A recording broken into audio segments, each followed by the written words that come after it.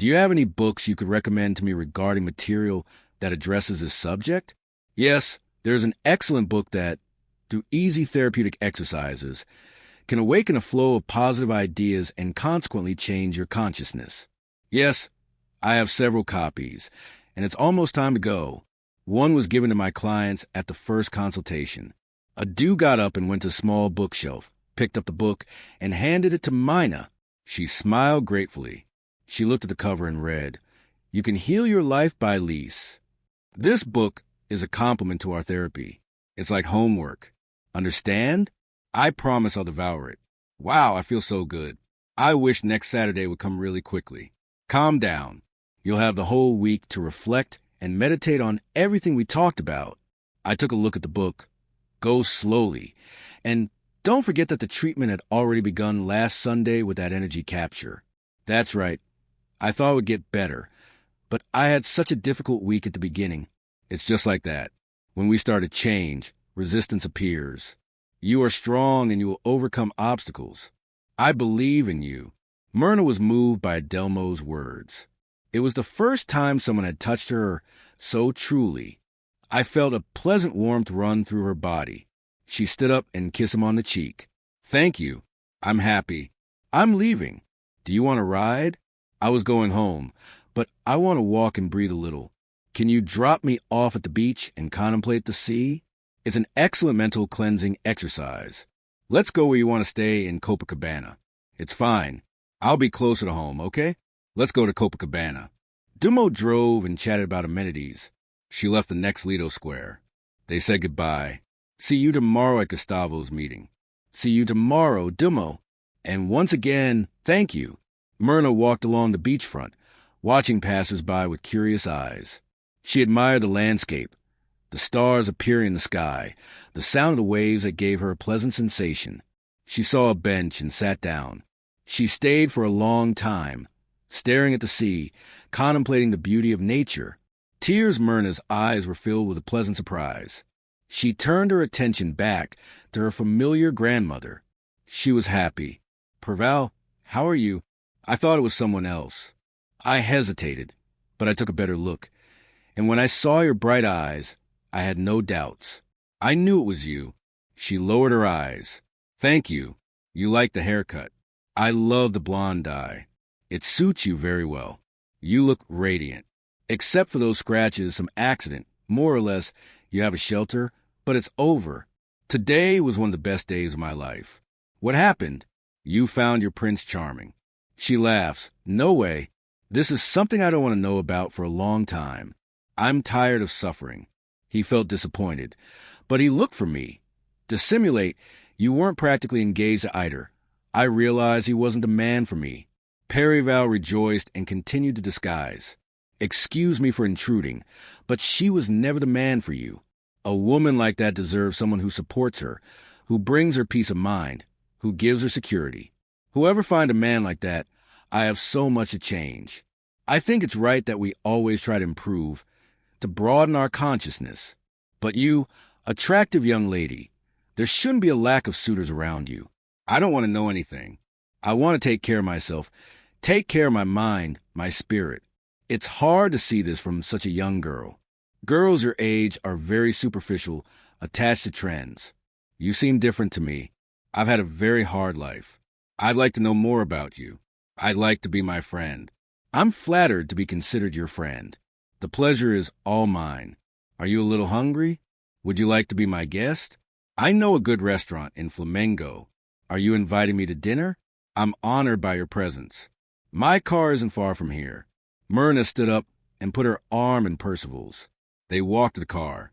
Mir looked at the sky and saw a bright star. Moved, she thanked him. From that moment, her life began to take a new direction. She wanted and deserved to be happy. On Sunday morning, Heitor woke up to the insistent ringing of the doorbell and shouted from the bedroom to the living room, "I'm not deaf." "What the hell?" He opened the door and was surprised. "Rubinho, what are you doing here?" "Something happened. Can I come in? The house was yours once. There's no need for much ceremony." Rubinho entered and couldn't believe it. It didn't look like the apartment he had shared for so many years with Heitor. Bottles of whiskey, cachaca, some empty, others half empty, were scattered on the furniture throughout the living room. The air was heavy. The curtains were drawn. The windows were closed. On the coffee table, a plate of decomposing food was present. The smell was terrible. Rubinho put his hand to his mouth and ran to window. Can't you smell it? This place is worse than a pigsty. Heitor shrugged. Myrna, responsible for cleaning, we argued on Friday.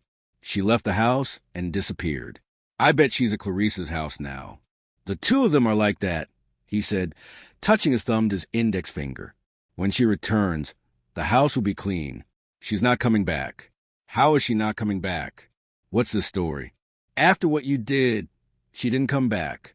We had an argument, nothing more. Rubinho couldn't contain himself. He exploded. He grabbed Heitor by the collar and pressed him against the wall. You have the nerve to tell me that there was only one argument. She almost had to go to the emergency room. You're nervous. Heitor broke free and became defensive. We argued. I don't remember exactly. We fought. Then she grabbed a bag and ran away. She's unbalanced. She's the one who's unbalanced. You didn't do anything that I remember. Then I fell into a deep sleep. I drank a little yesterday and fell asleep again. I even thought it was her ringing the doorbell. She won't set foot again, I doubt it. She has nowhere to go. She'll come running back. You're wrong. She's living with me and Aloy with you. Aloy. That's good. She'll stay with us until she gets settled, with what she earns at that company. She won't be able to rent a single room in the boarding house. She was promoted. She'll earn more than you. I guarantee that soon she'll be well settled. Heitor felt the blood rise in his cheeks. I don't believe it. She's incompetent. She's a bit slow. She only took a typing course. It's not fair. I studied and worked hard. I gave my all to the company, and some random person who's been there for a short time gets a better position than mine. It's not unfair at all. She's a good employee. What are you trying to tell me with that? I'm not. Lately, you've been drinking too much. You're too aggressive. You don't deliver the work on time. That's all I needed.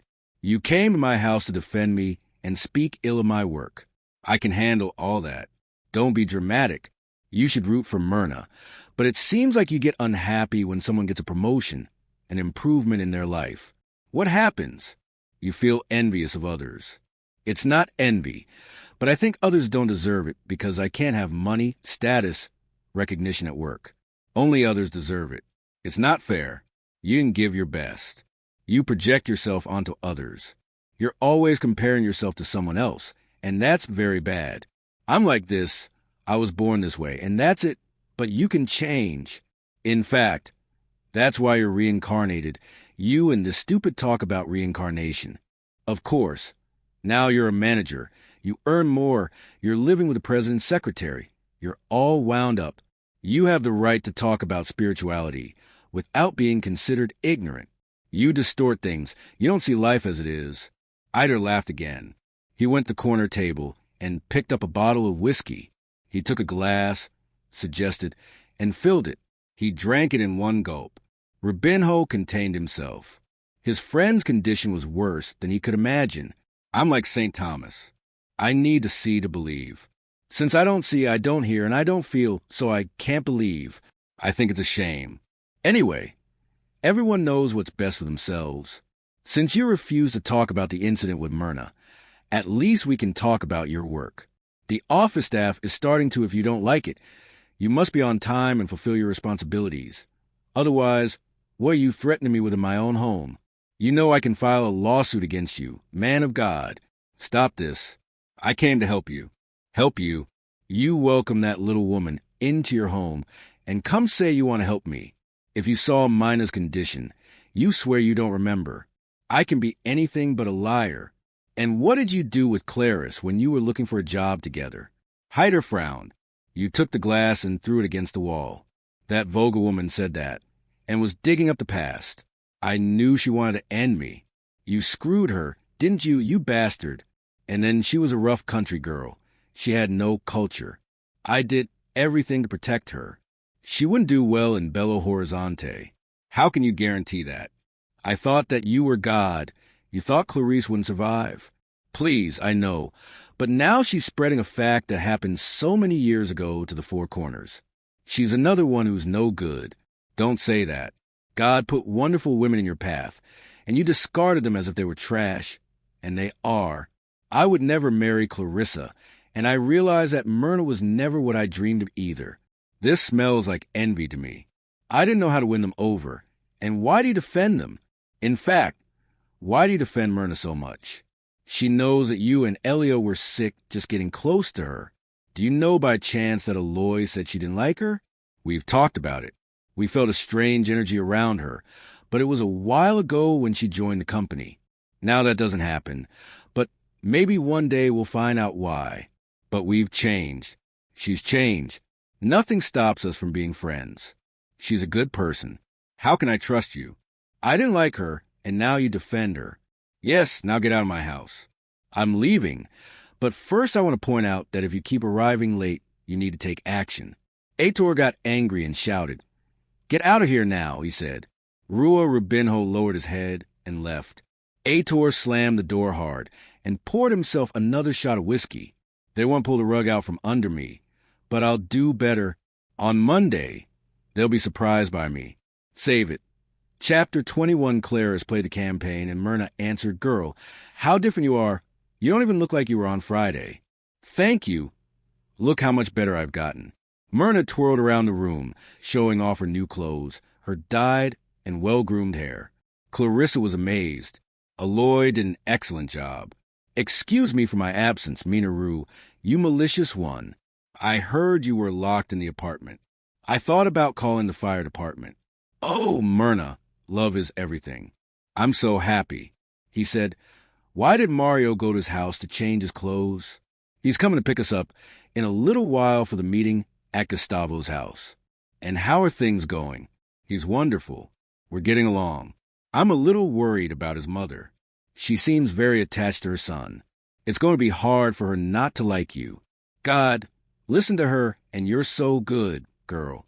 I won't even tell you. I went to salon yesterday and improved my appearance. In the afternoon, I went to Delmo's office, and he's fantastic. I spent more than 2 hours locked in the room with him and said so much that I don't even know if I would have the courage to say it again. God, he must be a really excellent therapist. Remember what he said?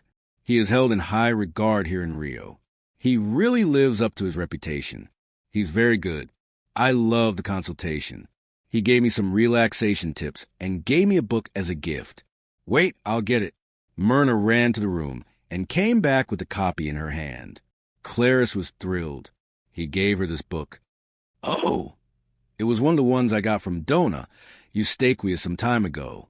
This work really helped me improve and maintain my high self-esteem. Every now and then I take a look at it and redo some exercises. God couldn't give you anything better, but I don't know. You have a different sparkle in your eyes. Did something else happen? Myrna, did you feel yesterday at the end of the session? I thought my day of glory was over. Almo left me on the beach. I wanted to walk a little and reflect, and I found poor Val. Clarice rolled her eyes upward and smiled mischievously. Oh, so the sparkle in your eyes must be there. Yes, Clarice. I feel cold just thinking about what happened last night. He took me to dinner at a fancy restaurant in Flamengo. He paid the bill and everything. He said so many beautiful things. He's so positive. He's cheerful. Not even he looks like a 40-something. Perval is almost 50 years old. He's doing very well. And from what I know, if he's interested in you, it's because things are serious. I swear, he really does. I think you're a lucky girl. But tell me how you're going to handle it, reader. The girl did an owl. I don't know. In the office, when we were together, we didn't talk. Now, I don't even want to know. She doesn't feel anything for him anymore. I think I never really felt anything for him. He supported me. He helped me. This is something I'll never forget. He may have attacked me. He may have gone too far. I still feel angry, but I know everything will pass. At first, I got excited, but over time, I realized it wasn't going to work. He complains about everything and is sexist. He's always been in the countryside, always saying that women had to do this, men had to do that, and so on. Thank God, Life put us on different paths. I thought he liked you. He never did. And at that time, he was already a complainer. I swear, I thought it was a recent thing like nothing. He always had a complaint. Clarice imitated Hector's voice and manner. Come on, Clarice. Life is hard. Everything is complicated. They both laughed out loud. Because you laugh so much, Louis asked in a funny tone. Wow, you're a binho. You really take a long time in the shower. Huh, Clarice, you don't know how to soap up. The three of them laughed out loud. They're happy. Aloy greeted Clarice. It's for a good reason, right? For an excellent reason. Where's your boyfriend? Go get ready and pick up Maria Helena? Let's go. The three of us come to Pegna. No. Now she's adopted. She's with us. Rubinho and I will take care of her. I'm alone in that apartment. It's not fair that Myrna stays here. No way. Rubinho and I have been together for a while. You're starting a relationship with Mario. I don't think it will be possible for the two of you to date at Drought Brandeo's house, right? That's right. So enjoy it. Myrna will stay with us. And by the looks of things, I don't think she will stay for long. Perval is rolling up his sleeves. I'm a classy woman, Myrna declared. The three laughed and chatted happily until it was time to go to the meeting. Gustavo was, as usual, welcoming his colleagues at the front door of his house. He received Maria Helena with shining eyes. She was radiant and beautiful as always. Thank you. He led everyone to the meeting room. Only a small blue light illuminated the room. The room was large and pleasant. In one corner were the chairs for the disobsession session, when it was a case. In the center was an oval table. On it a white tablecloth was draped, a tray with a glass jug of water and glasses, and in the corner a small stack of books. The mediums were seated in their places. After everyone had settled in, Gustavo gave the opening PR. A lady sitting next to Gustavo felt her body tremble and began to speak with an altered voice modulation. Dear friends, good evening. It is with immense joy that I am invited to participate in this meeting among so many loved ones. We know that death is an illusion and that life is eternal. The physical body dies, but the spirit continues to live with its joys and sorrows, aware of everything it did in life. Lucid people, as soon as they recover, begin to activate their memories of past lives and then realize that God is behind everything. The father who was mistreated by his daughter realizes how much he mistreated himself and how much he mistreated her in another life. The mother who lost her son realizes how much he despised motherhood in another existence. And so the facts begin to fit together. And we realize that life is not about wanting, and above all, we are never alone. Both God, this force that sustains and feeds us, keeping us alive, and spiritual friends are always by your side, supporting, helping, whispering words of comfort, and even interfering when there is permission. I am happy to see friends from other existences living in harmony and balance. But now time is running out because we have a lot of work to do. I ask everyone, especially dear Myrna, have patience. There is no injustice. Do not forget that this place you now frequent is the ideal place to learn about the laws of life. The experiences that are come are nothing more than situations for you and your spiritual qualities. Therefore, it is for those who trust, and only it will be able to keep you in balance through the situations that will come. We will always be by your side. After all, we are never alone. Be at peace. The medium exhaled deep sighs and gradually came to her senses. The session ended. Gustavo gave a lesson on guilt, showing that it only serves to oppress and punish us. It was a very interesting lesson, and everyone was amazed by the explanation. Gustavo had firmness and elegant gestures. He spoke naturally and had a velvety voice. He enchanted everyone with his lectures. Of course, Maria Helena was more enchanted than the others, which was visible that night. At the end of the meeting, which, by the instruction of the friendly spirit, ended beyond the normal time, people began to say goodbye. Aloy, Rubinho, Clarice, Mario, Maria Helena, and Myrna formed a small group. Clarice's eyes were still full of tears. I'm sure she didn't identify herself, but I could feel the way she spoke, her perfume. It was she who spoke through the medium. The spirit didn't identify herself, but she said she'll return. Who knows? Maybe she'll identify herself next time. Mario asked, in any case, Rubino pointed out whether or not Dona is a spirit who really likes Mina. It's true, Clarice agreed. That's when I had my doubts. Dona, they didn't know each other, not now, but in other existences. Rubinho asked, using a mysterious voice. The group burst out laughing. Clarice agreed. It's true. We don't know the connections from the past. In any case, she asked us, especially Myrna, to have faith. I was scared. She intervened. Gustavo had said goodbye to his companions and approached. Dona, don't be afraid. Dona, don't forget, Myrna, that sometimes we need to go through unpleasant situations to free ourselves from beliefs and thought forms that would take a long time to be reformulated. It's as if old beliefs were given a fright and disappeared. Am I going to die? She asked in a tearful tone. I assure you that you don't have much to do, by the way, could you? Excuse me, I would like to talk to us alone. The group walked away and went in another room. Gustavo closed the door of the room and made the young woman sit in a chair near the prayer table. They had already told her that they felt strange energies around them. Yes, Aloy and Rubinho told me this. When I met them, in fact, this was something that kept them away from me, because today I found out the reason for. Everything was spiritual. Disturbance, it was one of the spirits that was attacking her, came accompanying the lady who talked to us in the session. And why would I receive attacks? Could it be that my stepfather died and came to take revenge? She asked, distressed. No, Myrna. It is not about your stepfather. I need to be clear first. For you to see that spirituality is a serious thing. And second, to know that everything we do, in one way or another, comes back to our lives. No matter what you say or make it vibrate in this life, whether for you or for someone else, it will come back to you with the same intensity. I know, but I've never been evil. I've had some slip-ups, but I've never been bad. I doubt spirituality. I feel some things, but sometimes I put it in check. So, I'm going to tell you something that only you know and no one else. The spirits warned me today so that I could better understand your case. It also serves for you. Reinforce your belief in spirituality. And from now on, reflect on everything you do. She was distressed. You can talk. If it's to help me, there's nothing to be ashamed of. Before working at Palada, what made Myrna feel like her faces were burning hot? She had told Delmo, but she trusted him.